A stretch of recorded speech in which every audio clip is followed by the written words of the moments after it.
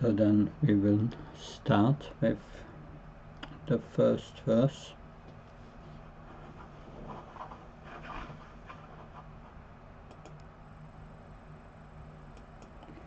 Hare Krishna.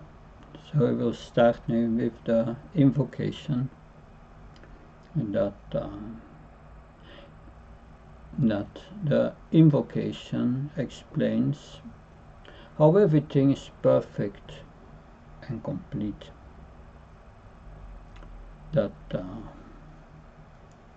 So technically this invocation is not a part of the Sri Upanishad, but it's a profound truth which is very consistent with the theme of Sri Upanishad. Sri Isha, it's about Isha, the controller. So the comments of Srila Prabhupada, like I said, were originally a series of lectures in Bhakti-Godhead. And there were purports there to the Sri Upanishad. So first I will recite the verse which you can follow in your book. Om Purnamada Purnamidam Purnat Purnam Udachyate Purnasya Purnam Adaya Purnam Eva Vasishyate. So the personality of Godhead is perfect and complete. And because he is completely perfect, all emanations from him, such as this phenomenal world, are perfectly equipped as complete wholes. Whatever is produced of the complete whole is also complete in itself. Because he is a complete whole, even though so many complete units emanate from him, he remains the complete balance. So we see many times this word Purna. What is this Purna thing? The Upanishads are enigmatic, means puzzling. They are mysterious. They are meant for intellectuals who like to speculate. But yes, what does it mean? So if you have infinity and you take out infinity, there is still infinity remaining. Like in mathematics, the set of all odd numbers is infinite. The set of all even numbers is also infinite. So the set of all prime numbers is also infinite. Although there is infinity, there are levels or gradations of infinity. Take out the odd numbers of the infinite and still it remains infinite. This is how we understand the absolute truth. It remains complete. And material examples to illustrate that they are always imperfect. By taking out the odd numbers, the infinite does not become lesser. No. So the personality of God that is mentioned here remains perfect and complete. I mean, this is transcendental mathematics. 1 minus 1 is 1. And 1 plus 1 is 1. So that is the completeness of the absolute truth. And so we have here an overview of Prabhupada's purport. In the first First he says the Supreme Personality of God is the complete. Then he speaks about the Absolute Truth in the first paragraph. In the second, the material world is complete. Third, human forms offer complete facility. Fourth paragraph, sense gratification is illusory completeness. Devotional service is real completeness. So it's a short purport. I will read the paragraphs for you and then comment. Purport. The complete whole or the supreme absolute truth is the complete personality of Godhead. Realization of the impersonal Brahman or Paramatma, the Supersoul, is incomplete realization of the absolute complete. The Supreme Personality of Godhead is Sat Chit Ananda Vigraha. Realization of impersonal Brahman is realization of his Sat feature, or his aspect of eternity, and Paramatma realization is realization of its Sat and Sit features, his aspect of eternity and knowledge. But realization of the Personality of Godhead is realization of all the transcendental features, Sat Chit Ananda, bliss, Sat Chit and Ananda, bliss. When one realizes the Supreme Person, he realizes these aspects of the Absolute Truth in their completeness. Vigraha means form. Thus the complete whole is not formless. If he were formless, or if he were less than his creation in any other way, he would not be complete. The complete whole must contain everything both within and beyond our experience. Otherwise, he cannot be complete. So here, the level of realizations and the aspect of the Absolute Truth they realize. So the Brahman is realized by the Jnani. He realized the Sat feature, that one is not his body but is spiritual. The Paramatma yogi realizes the same thing but has also some knowledge. He realizes that Paramatma is the controller of this material world. And in Bhakti there is Sat Chit Ananda. Ananda is full knowledge of one's position and Krishna's position to a certain extent. And Ananda, that the eternal blissfulness. So this Ananda, realized by Bhakti, is described in Nectar of Devotion as Bhakti Ras,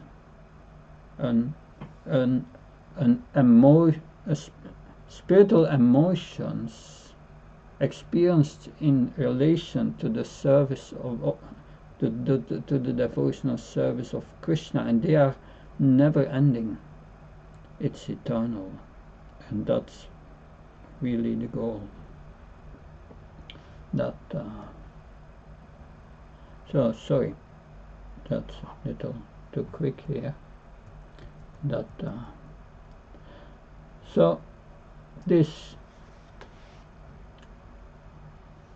concept of completeness is completely analyzed by Srila Prabhupada. The Absolute Truth is not directly relating to a person, because the Upanishads is a transitional body that guides us from karma kanda, worship of Indra, etc., focusing on rejecting matter, bringing them to the spirit. That's the purpose of this Upanishad, of Upanishads in general. They are transitional, to bring one from the material to the spiritual platform, or the beginning of the spiritual platform. Srila Prabhupada follows that strategy in Siyas Upanishad, and he does not mention the name Krishna in the purport. It's not there. Srila Prabhupada used the terminology of the impersonalist to bring them to the understanding of the personal realization of the Absolute Truth. It's very striking. According to the impersonalist, the subject matter and object, the stream of consciousness, is illusory. Impersonalists say that there is no performer. Impersonalist philosophy teaches that there is no being of consciousness. But the absolute truth is Satchitananda. But it's not always perceived as Satchitananda, because the jnani perceives it only as Sat and the yogi as Satchit.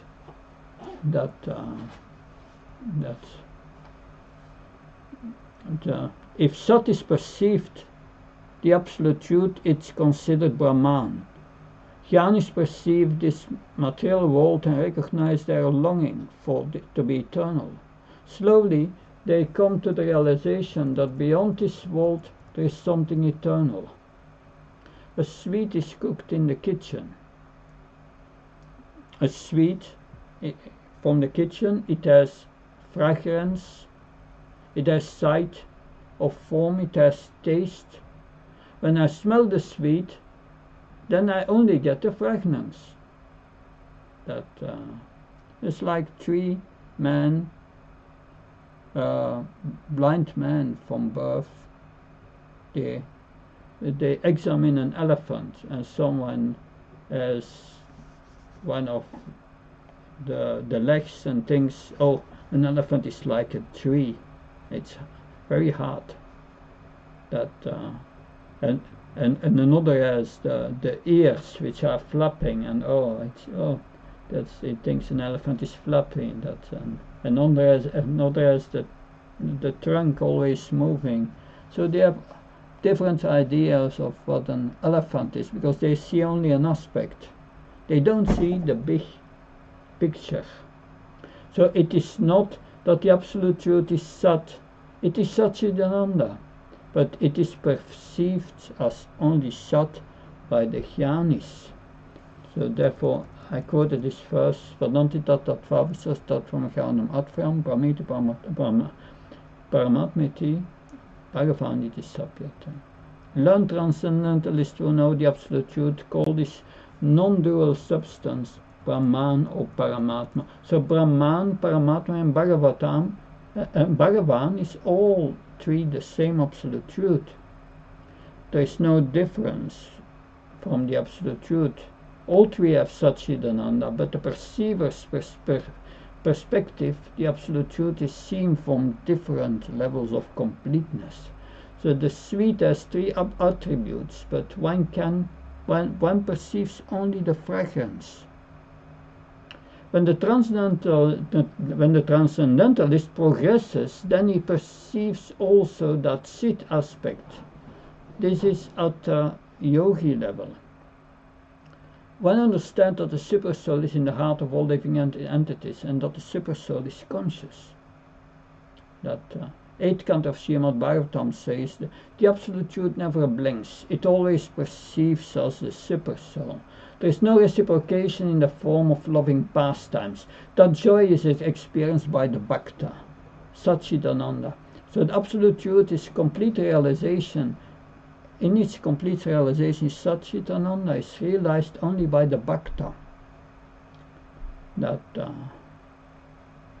So Srila Prabhupada in his purports.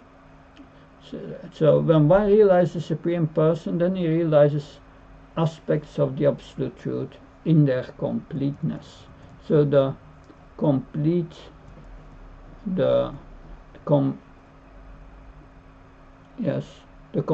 whole is not formless. If it were formless, then it would not be complete. We will discuss in a later verse the aspect of not having a form. The absolute truth is complete when Satchitananda is understood. Then it is understood when we focus on the Bhagavan aspect. The second paragraph talks about how this material world is complete in itself. But first, Mother Anandita Janava, please. Thank you, Maharaj. Maharaj, there is a humble request that you are so senior. Please don't call me Mother. You can call me Anandita also only. And Maharaj, can you just let us know about the source from which you were reading so that we can go through once again? No, this is from different lectures that I can't recall a specific source here. Okay, no problem. That is No what. problem. I thought that you're. Yeah. No problem. Yeah. So we will read now the second paragraph. The complete whole, the personality of Godhead, has immense potencies, of which are as complete as he is. Thus this phenomenal world is also complete in itself. The 24 elements of which this material universe is a temporary manifestation are arranged to produce everything necessary for the maintenance and subsistence of this universe. No other unit in the universe need make an extraneous effort to try to maintain the universe. The universe functions on its own time scale, which is fixed by the energy of the complete whole, and when that schedule is completed, this temporary manifestation will be annihilated by the complete arrangement of the complete whole. That's the second paragraph, how the material world is complete in itself. So yes, moment. I work on different computers here.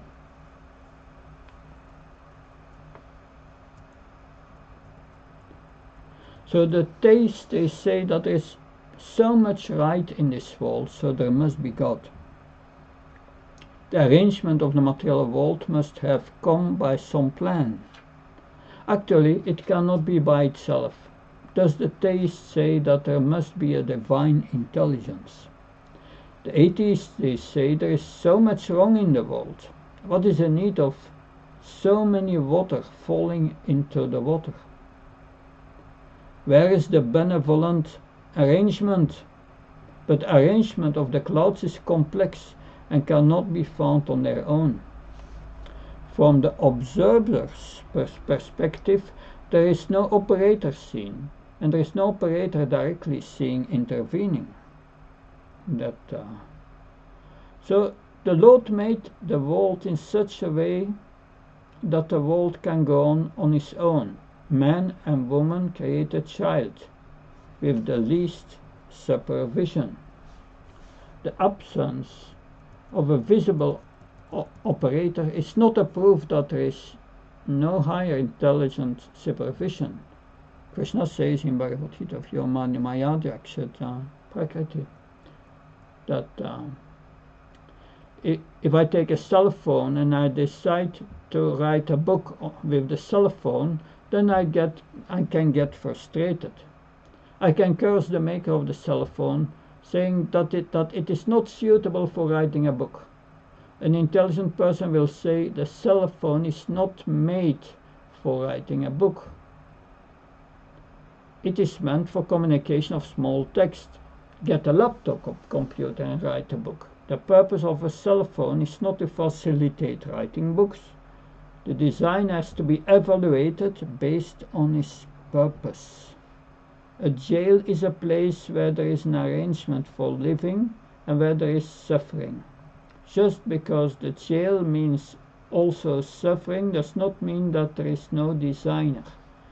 The jail is meant to reform the inmates.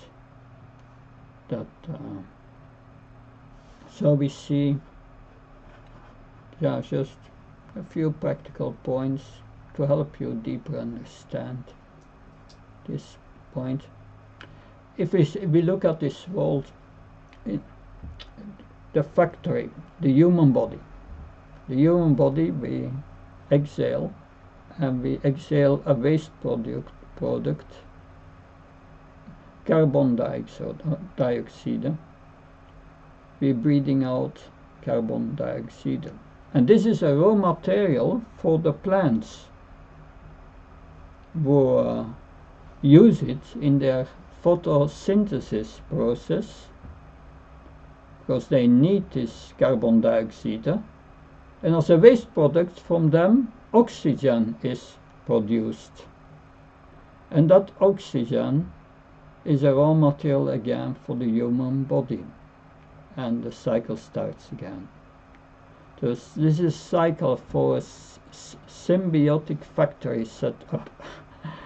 Krishna's arrangement in this world. That's for later.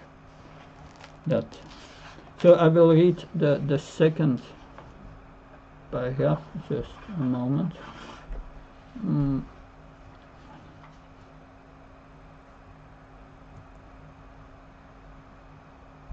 So yes, this is a cycle of a symbiotic factory setup. In nature we see that there are human bodies give waste product that is raw material for cultivating plants. They in turn produce carbon dioxide. They produce oxygen. Human form and human rights.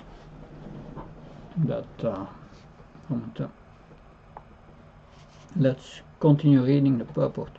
All facilities are given to the small complete units, namely the living beings, to enable them to realize a complete whole. All forms of incompleteness are experienced due to incomplete knowledge of the complete whole. The human form of life is a complete manifestation of the consciousness of the living being, and it is obtained for evolving through 8,400,000 species of life in the cycle of birth and death. In this human life of full consciousness, the living entity does not realize his completeness in relation to the complete whole. He loses the chance to realize his completeness and is again put into the evolutionary cycle by the law of material nature. So to gain that completeness, that requires that we live in harmony with the absolute truth. And that is one of the important topics of this Shisa Upanishad.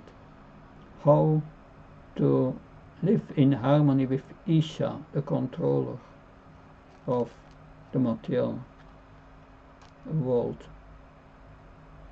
Further, because we do not know that there is a complete arrangement in nature for our maintenance, we make efforts to utilize the resources of nature to create a so-called complete life of sense enjoyment.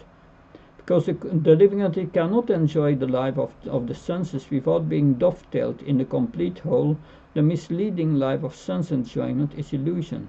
The hand of the body is a complete unit only as long as it is attached to the complete body. When the hand is severed from the body, it may appear like a hand, but it actually has none of the potencies of a hand. Similarly, living beings are part and parcels of the complete whole.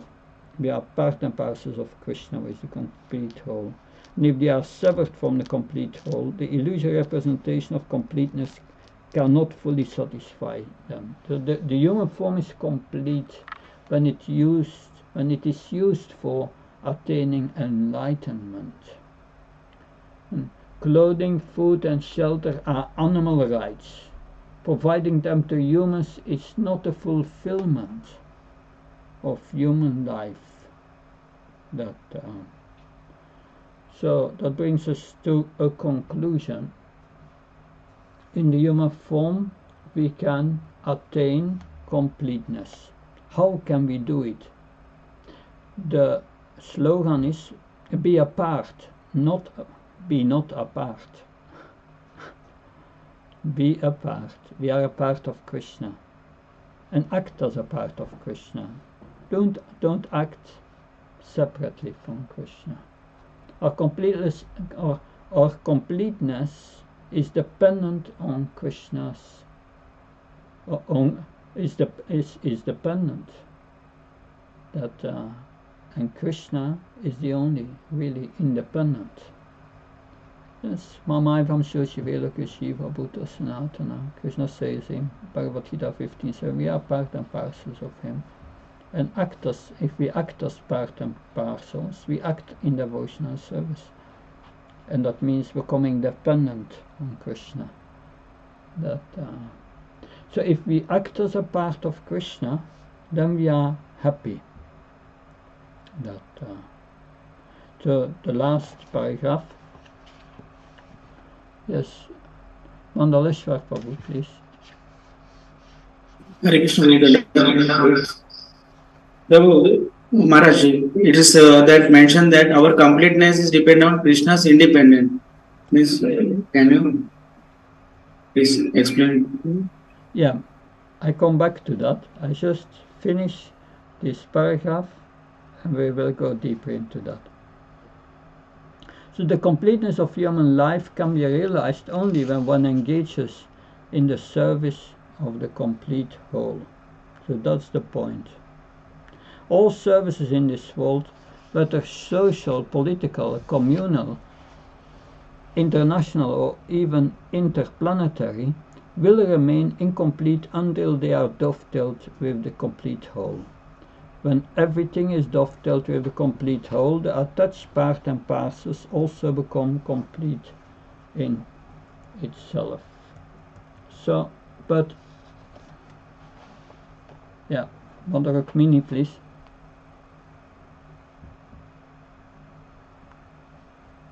Yes, Mother Rukmini, please. You are asking. Maharaj, Srila Prabhupada loves to use word Krishna everywhere.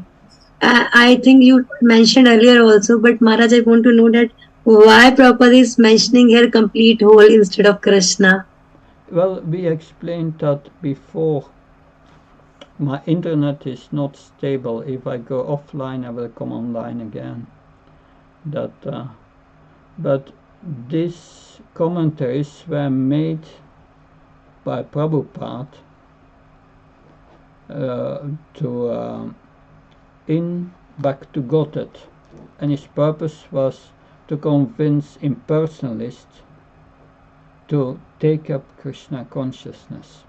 And not to disturb them, he used their impersonal language to bring them to this point. And that is the reason. So I answer now the question of Mandaleshwar problem. The point is, why do we need to be dependent on Krishna? Because our completeness is a dependent completeness. The hand cannot do what the head is supposed to do. When the hand is cut off from the body, it cannot serve the body. We cannot love Krishna when we are cut off from Krishna. We are dependent on our connection with Krishna, on our connection. Like I've here iPhone, there are many apps. The apps work only and are only useful if they are connected with the internet. We are only useful when we are connected with Krishna in devotional service. We are dependent on that connection. So we see completeness materially and materially. But when one is young, one thinks one needs a partner to feel complete. So sense gratification keeps us incomplete because the pleasure is insignificant.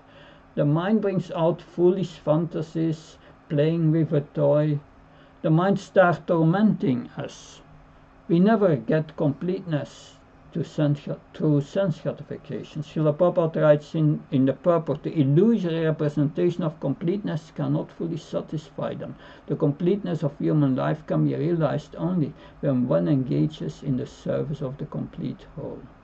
That brings us to the point of devotional service. Because the living entity cannot enjoy the life of the senses without being dovetailed with the complete whole. The misleading life of sense enjoyment is illusion. It promises completeness, but it delivers perpetual incompleteness. We feel always unsatisfied in material life. When I get a new car, I feel happy, but until I see a better car, we never feel complete. It is misleading. The misleading life of sense gratification in illusion. We are limited. We try to enjoy on our own, but we cannot get complete enjoyment. because Krishna is infinite. By connecting with Krishna, we attain completeness. That is the way to completeness, and that is devotional service. So, that was my presentation on the invocation, which is, I think, a key memorization verse for you. Om Purnamada Purnamidam Purnat Purnamudachyate Purnasya Purnamadaya Purnameva Vasishyate. Mandalishwar, please.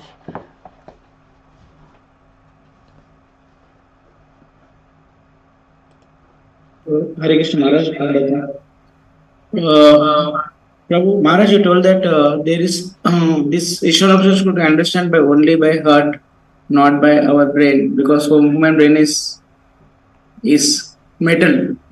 It's not spiritual, Right. but it could be understood. It can only understand when the only by the association or consciousness of blessings. Only by Krishna's mercy, only we could understand this the spiritual knowledge properly. Otherwise, it is impossible to understand by this human race.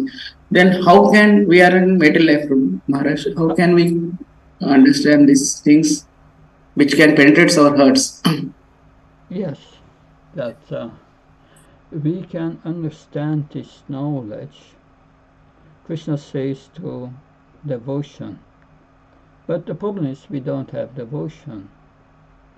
But he made the arrangement because in Bhagavad Gita, Krishna says that Vinapana Partner Pariprashna Sevya Protection Tegam Jnanas Tattva Dakshina. He tells us to serve and a guru, accept the guru, serve him, inquire from him, following his instructions. If we are doing that, then Krishna will give us realization, realized knowledge. That because philosophical knowledge or just theoretical knowledge is useless, because at the time of death you lose that. But the knowledge you realize, you take with you. 240 Bhagavad Gita, Krishna says that a little progress on this path, there will be no diminution. That, and it protects you against the greatest danger. That is so. Yes, if we realize in the purpose, if we realize 2% in this life, next life we will start with 2%. And how that happens, that's explained in the 6th chapter of Bhagavad Gita. You will take birth in a family of transcendentalists, and you will be automatically attracted to the yogic principles. And very soon you will come again to that point of where you left off in previous life. And you see, sometimes devotees join our movement and they make very quickly advancement. But then it starts to become difficult. They went to the point of previous life and then they have to progress again. So that is a reality. That it's normally the process of devotional service, Srila Rupa Goswami says, is a process that goes over many births. But Srila Bhaktivinoda Saraswati Maharaj and Prabhupada, they urge us to make it in this life and become very serious. And it's possible if you are very serious in devotional service.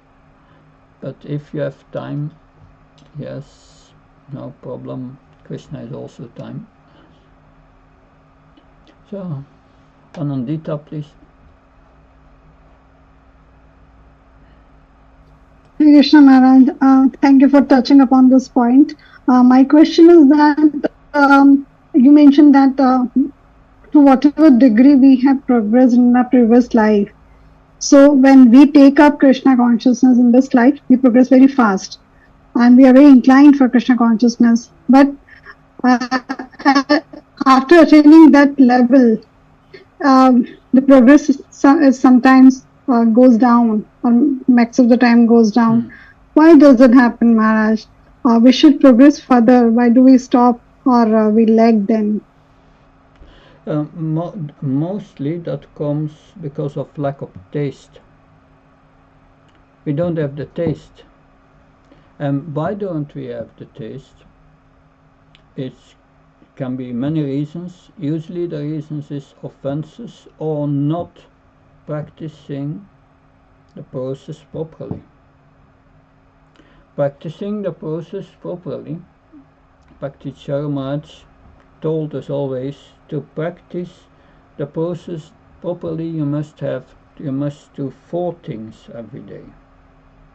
Chanting your rounds with attention,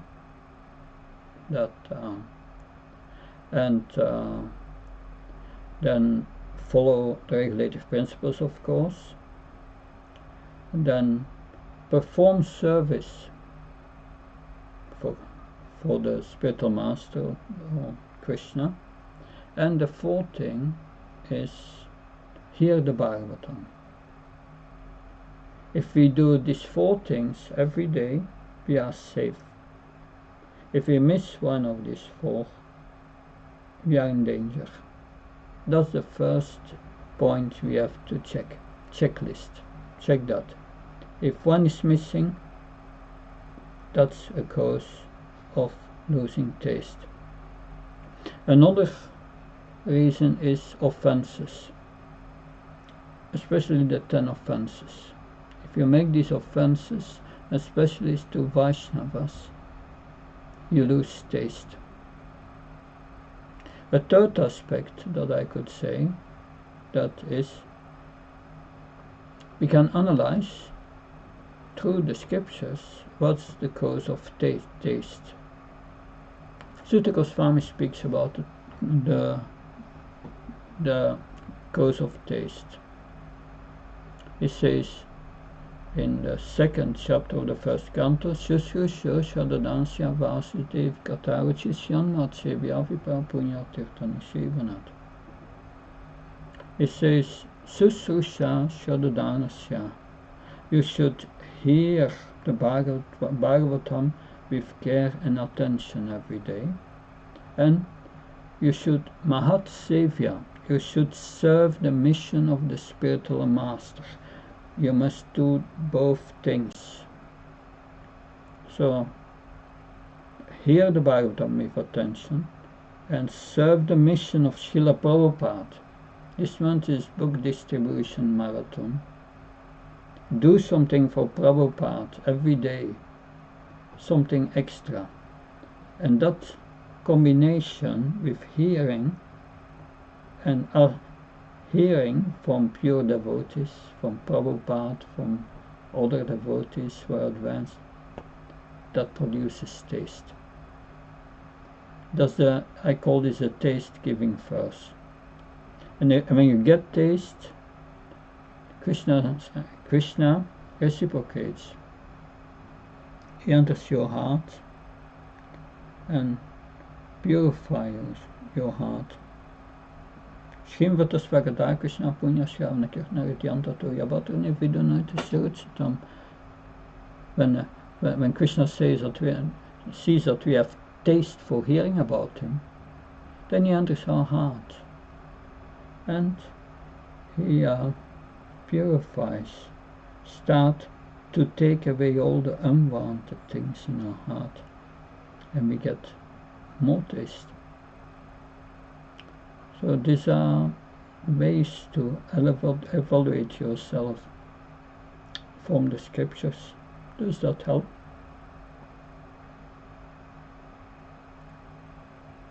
Yes, Maharaj, thank you so much for touching upon all the points, especially the book marathon part, and please Prabhupada. Thank you. Okay. Please bless me so that I can do this. Yeah, we need all blessings. May Srila Prabhupada bless you all. Any other question? Then we will continue tomorrow with the first mantra. We will try to do the first 2, 3 because we will see tomorrow, we have different sets of verses who go together and why they are going together. So the Shis Upanishad has a clear structure that and it brings out amazing things. We will see. Thank you very much. Hare Krishna. Jai Prabhupada. Thank you so very much, Maharaj. Hare Krishna. Please settle.